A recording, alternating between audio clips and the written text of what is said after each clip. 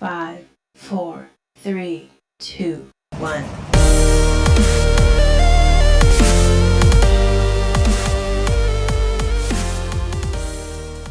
Hello everyone, welcome to another video by me, the Techie Prepper. So imagine a scenario where you have a natural disaster and your neighborhood is all torn up, and you say you don't have power, you have no way of getting information on a normal level, like through the news, on TV, and that type of thing. And then say imagine there's a boil water alert that they put out. How would you know? Most people wouldn't. They'd be too busy trying to get their life back in order and their property, maybe cleaning up trees. So what I'm going to do in this video is tell you how you can mitigate those issues and get that information and disseminate it amongst your family and friends. I'm going to review my family's emergency communications plan with you. It uses off-the-shelf equipment that anybody can buy, and the equipment is very simple to use. I haven't been on for a while. I made a video in about a month, I think. A little personal information here, not to share too much, but my father passed away about a year ago, and my mother finally decided to downsize her living arrangements, move into a retirement community, so she had a bunch of furniture stored here in my garage, which doubles as my YouTube studio. So that's why I haven't been on for a while. I just didn't have the space, nor the time actually, because I've been helping her move to do it. And real quick, I want to thank everybody. I'm approaching 500 subscribers. I never thought that would be a possibility. I put these videos out. I just started making them to kind of help people, be prepared for emergencies and that type of thing. So thank you everybody who subscribed, and hopefully we'll keep on trucking along. I don't think I made any secret of the fact that I don't make money off these videos.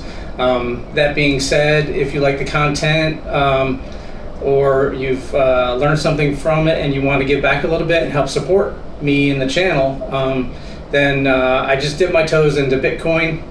Maybe the wrong time to do it, but anyways, I'll put my wallet down below if you want to send me money to keep me in coffee and keep me going or something. I'd appreciate it. Like I said, you don't have to, no pressure at all, but if you feel you've gotten some value out of it, then feel free, please. So for my other videos, I may have mentioned my background. I was a radio engineer for almost 20 years, and I've moved on from that since, but so I have a lot of experience in this field, and I think this is very important. I've been in a lot of bad situations. I primarily worked in New York City, but I've worked all over the world as a consultant for cellular networks, for public safety networks. I work for the MTAPD in New York City, emergency management in New York City, IT in New York City, FDNY. I've been indirectly or directly involved with a lot of public safety radio and cellular systems. Given my background and experience in the field, I've actually been present for a lot of disasters, and I understand the importance of good communications. A lot of the budget for these entities actually go towards communications, because if people on the ground or in an emergency can't talk, then they're pretty much dead in the water. So I'm gonna sorry, there's a gecko on my wall, a little lizard up there, kind of took my attention. So imagine that you're sitting at home. In some cases you may know that, say, a hurricane's coming or a natural disaster is imminent, maybe a short notice for a tornado, maybe a few days notice for a hurricane or a blizzard, or a flood. Anything can happen during these events that would knock down communications. You could have trees taking out communication lines, power lines that take out your TV, your internet, cell service. Now, cellular networks and cell sites within those networks are generally engineered to have several days worth of backup, but a lot of people don't know that first responders and other agencies get priority on the cell systems when there's an emergency. So if you've ever been in one, a nasty flood or after a hurricane, and you try to get on to help or to locate people in your own family, there's only so many resources and channels available on that network. So you may get a blocked call notification that it's unavailable. You may get like a busy tone almost. It depends on the carrier, the way that they notify people that there's no bandwidth available for them at the time. So you can't always count on TV, internet, or even cell phone service or landline service if you still have that. Anyways, long story short, you can't always rely on the methods of communication that you use every day. So it's good to have a backup plan. So say something bad happens, a natural disaster, you got trees down everywhere or water everywhere, something like that. You don't have access to publicly disseminated information, right? Through the TV, the internet, maybe you have a radio. Some people don't even have radios these days. So how are you going to get that information and get it out to people around you in your family or that type of thing? So I'm going to tell you my plan now, okay? So the first thing I do to get information from far away or regional sources is to use a shortwave radio. Now I'm not going to push any brands or anything. I'm just going to tell you what I use, and there's many competing brands and models, but I'll tell you some of the benefits of each one that I use and why I use them. Then you make your own determination after that. So if you want to get information from distant areas, the best way is still old-fashioned radio. So what I use is a Texan PL660, and this is a shortwave radio with single sideband. What this allows is to get that high-level information from distant sources, right? You can get official information from radio stations in your local area with this, and because it's a shortwave, you can actually pull in information at certain times of the day from several hundred miles away, if you're looking for that. It also allows you to access or receive or listen to ham radio operators or amateur radio operators within your area, and that's important as well because you get those official newscasts, but you also are able to listen to local people in your region or your area that maybe 100 miles away, 50 miles away, 20 miles away, and they're boots on the ground and they can tell you what they're experiencing in their area and what's going on. So this is a way to get that high level information and suck it down into your local area. So once you receive all that high level information, that news, you pull that all in and you digest that. What you want to be able to do is, especially if your neighborhood's in disarray or chaos, is be able to actually get that information out to your neighbors and stuff. You may have organized a few people to, say, cut down a tree with a chainsaw or something like that. Your kids may be going to other people's houses and you don't have any reliable communication in a local aspect. So what I do, like I said, this is my plan, is I use little handy talkies. These are the Baofeng UV5R and UV5R8W. Like I said, I'm not pushing any brand. These are relatively cheap, and I got these a few years ago when they were about 20 bucks. I have a kit of these. I'll show you here. And I have everything inside my kit. And I have 4 of the radios, 4 chargers, and antennas, little manuals, and I also have a frequency sheet, and it just helps me keep everything together in case I have to pull this out for my family's use. Like I said, this one I keep in a nice waterproof box, and this is for my family's use inside my kids and that type of thing. If they go to a neighbor's house, like I mentioned, I tell them take a radio. That way they can tell me, hey, I'm at Tommy's house, hey, I'm at Ms. Jennings' house, hey, I'm over here. And it just allows you to keep communications open with everybody in your immediate family. And I also have extras. And what I do with these is I have them available to hand out to neighbors. Getting back to the neighborhood issue, say your neighborhood's devastated, you got trees down, you got power lines down, you got all this stuff down. You give these to your neighbors, you can talk back and forth. If, like I said, a couple people are cutting down trees, a couple people are clearing storm drains or something to help a flooded area drain quicker, you can talk to each other on these. Hey, you guys get hungry, you need something to drink, or you can say, hey, Jack just cut his arm wide open and we need some help out here. It just allows your very localized community to stay in touch with one another. And there's different frequencies that these utilize. They're UHF, VHF, and they allow unlicensed communications, which is probably what most people would use in their neighborhood or their house, and that's FRS radio. Now you can buy the little blister packs at Walmart or any store like that, Target. And this provides the same functionality, but it probably gives you a little bit more range. I haven't tested any of the little FRS radios. I've never used them, but so it does allow you, without a license or anything, to talk up and down your block, basically. It also has GMRS capability, and I think the newer ones that they sell now don't, but I think there's a hack that actually you can get it to actually transmit on those frequencies now. You have to look on YouTube. Like I said, cater these to your own usage.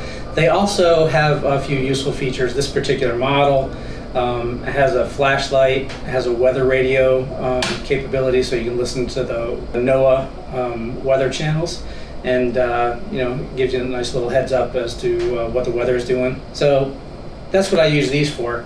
Like I said, it's nice to have some that I actually designate for my family's use, and some that I can actually give out to neighbors and stuff if the situation calls for it. So as you probably noticed, my family emergency communications plan focuses primarily on my immediate area. Now, there are options available for medium range, say 5 to 10 miles. And for that, you can utilize GMRS radios. You can get a mobile radio with an antenna. And the cost of those is about $500 for each user. So say you had a family member who was 5 miles away from you. The handy-talkies wouldn't be able to reach it unless you use the ham band with a repeater, but that's a little complicated. So with a GMRS mobile radio, it has a little higher ERP or wattage. And if you utilize those, like I said, you'd be able to communicate in a normal clutter environment, mid-range city, 5 to 10 miles. Now those GMRS radios do require licensing by the FCC, but there's no test involved. You pay them and then they issue you the license. It's very simple. Now the other option for long-range communication, say you had a family member in a different state, different side of the country. This is a long-range option. So for that, you could use ham or amateur radios. The capital cost for those is rather expensive, to be quite honest, unless you utilize repeaters. And if you have a repeater nearby, you can use this. But generally, you need a larger antenna and a base station. You could use maybe a mobile base and that type of thing. But it takes a little knowledge and experience, and the capital cost is up there, probably $500 to $1,000 for a lower end set. And you'd have to have one on each end, right? So you would have to have one, your family member would have to have one, or your friend. So that is a little more expensive option, takes a little time. It requires testing and licensing through the FCC, so there is a test and there is a fee. The other option for long range communications in an emergency scenario are satellite phones. So with a satellite phone, there's also a pretty substantial capital cost or upfront cost. You can get into them now for about $400 for the handset, and once again, you would need one of those on each end. You'd need one to use, and you'd need one for your family member or friend to use across country or wherever they happen to be. Along with the capital cost, there's also a recurring cost. And right now, I think the least expensive one out there is $55 a month. Well, there might be taxes and fees on it, so it's $55, $65 a month, and that allots you 10 minutes of talk time and 10 text messages. So if you go over that, they charge you per minute, and it gets quite expensive. But if you want to have just that safety net, that emergency for a child who's away at college in another state or something, that's something to consider. Like I said, it is a little pricey, but there's no licensing required or anything. It's basically just like your cell phone. The only difference is you have to be line of sight with the satellites. True story. I was an engineer before, and I worked with a senior engineer, and we were in the Adirondack Mountains doing some work at communication sites, some remote sites. So we had a satellite phone that the company supplied to us. And I'm not joking when I tell you, the senior engineer was talking on the satellite phone, and he forgot his pen in the car, and he had to go into the car several times to retrieve tools and equipment. And he would be talking on the phone, and he would dip into the car, and of course the metal of the car is going to attenuate the signal. They don't have a line of sight anymore, and it would drop out. And for the life of him, he couldn't figure out why the phone kept dropping out. He thought that it was the actual handset. And I let him go on 3 or 4 times, and then I finally told him. But, the moral of that story is, if you do go this route, or you go with a ham radio, or you use this equipment locally, whatever you decide to do for your emergency communications plan for your family, make sure that you use the equipment. Practice with it, use it regularly, so when an emergency comes and panic sets in, you'll know what to do, or your family member cross country will know what to do. There's nothing, you wouldn't want them to, you wouldn't want your loved one to be in a dormitory. Remember that they had it, try to give you a call to let you know that they're okay, and they go to use it, and they're inside their dorm room, and it doesn't work. They might panic even more because they can't get a hold of you, or they think the equipment's broken. So practice, practice, practice. So if you watch my other videos, you know I'm big on return on investment, okay? I don't like to buy, even if these cost me, I think, $20 at the time. I think they're $25 or $30 now, but they cost me $20 at the time. But I've got $500 and $80 worth of radios here.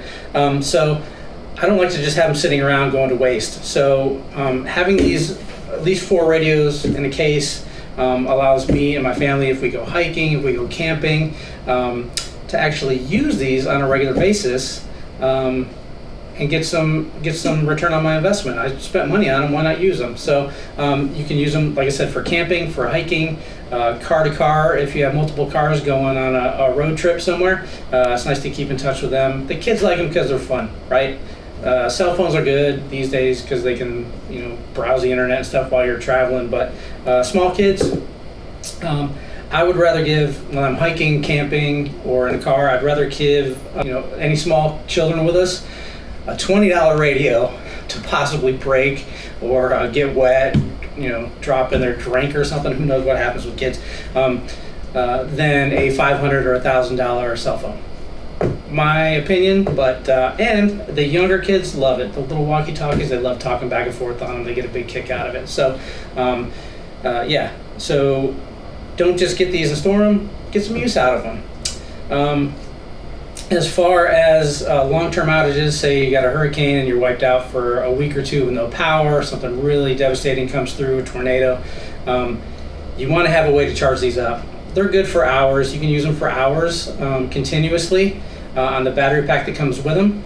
But as with all of my electronics, I have a power plan that I stick to, so I can use them long term. So all of these devices have the capability of using either AA or AAA batteries. I have battery packs for these that go on the back in place of the actual battery pack that's on there. It extends out a little bit from the back and allows me to run this on AAA batteries, so I can always recharge those AA's for this and the AAA's for these with a solar system. So I can use them indefinitely, theoretically, unless some of the components inside the actual devices were to fail. So make sure you have a power plan for long-term usage. So some of you are probably thinking, wow, he didn't even show us how to operate the radios, and I get it. But this was just to help you develop an emergency communications plan of your own. And I will be, in the near future, doing videos on the operation of both the shortwave radio and the handy talkie. If you're interested in those, be on the lookout. They'll be coming soon. Hopefully this has helped. I know it's been a little hectic. I'm deep into my coffee, so I'm a little uppity right now. I'm a little amped up. So hopefully this video has helped you get those wheels turning in your head, get those thoughts flowing, so you can develop your own emergency communications plan for your family and or friends and neighbors. It's a really important thing to do. So if you've learned anything from this video, you've enjoyed it, or you want to pass it on, please like, share, and subscribe so you'll know when I have other videos coming out, and hopefully be able to help you a little bit further in your prepping adventure. Thank you very much, and I'll see you next time.